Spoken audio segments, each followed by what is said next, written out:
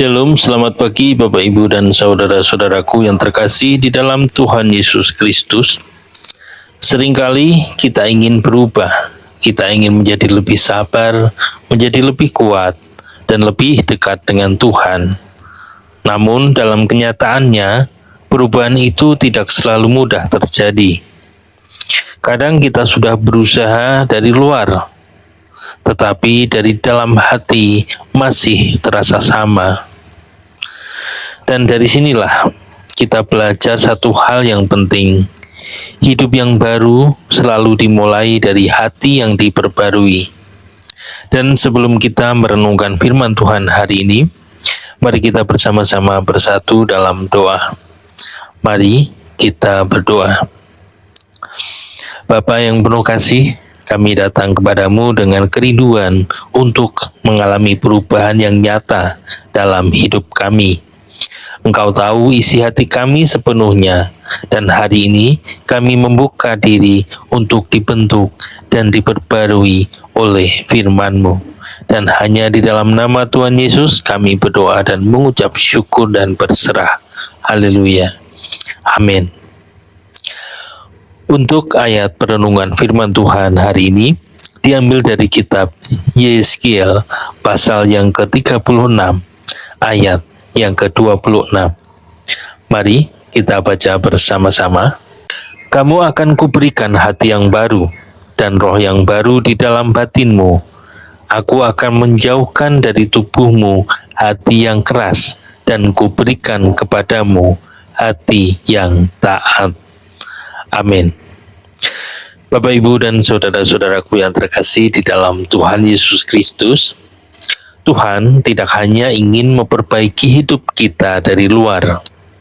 Tuhan rindu menyentuh bagian terdalam dari diri kita, yaitu hati kita. Karena dari hatilah semuanya bermula. Cara kita berpikir, cara kita merespon, cara kita memperlakukan orang lain, semuanya mengalir dari dalam hati kita. Kadang tanpa kita sadari, hati kita bisa menjadi lelah, tertutup, bahkan menjadi sangat keras. Bukan karena kita ingin seperti itu, tetapi karena pengalaman hidup, luka, atau bahkan mungkin kekecewaan yang kita alami.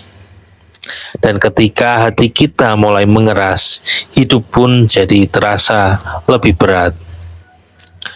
Kita menjadi lebih mudah tersinggung, lebih sulit untuk percaya, dan lebih sulit merasakan damai sejahtera. Namun, firman Tuhan hari ini memberi kita pengharapan yang sangat indah. Tuhan sendiri yang berjanji akan memberikan hati yang baru. Artinya, perubahan itu bukan hanya hasil usaha kita. Perubahan itu adalah pekerjaan Tuhan di dalam hati kita.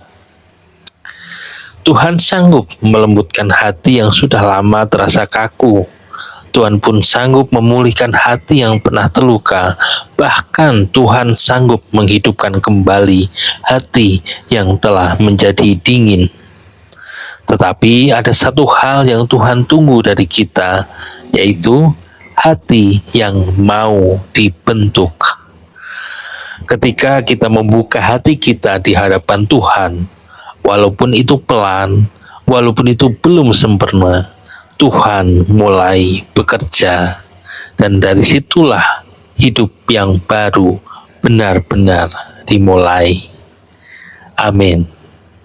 Untuk perenungan pribadi kita hari ini, apakah ada bagian dalam hati saya yang mulai menjadi keras atau bahkan sudah tertutup? Dan apakah saya sungguh memberi ruang bagi Tuhan untuk memperbarui hati saya? Mari kita berdoa.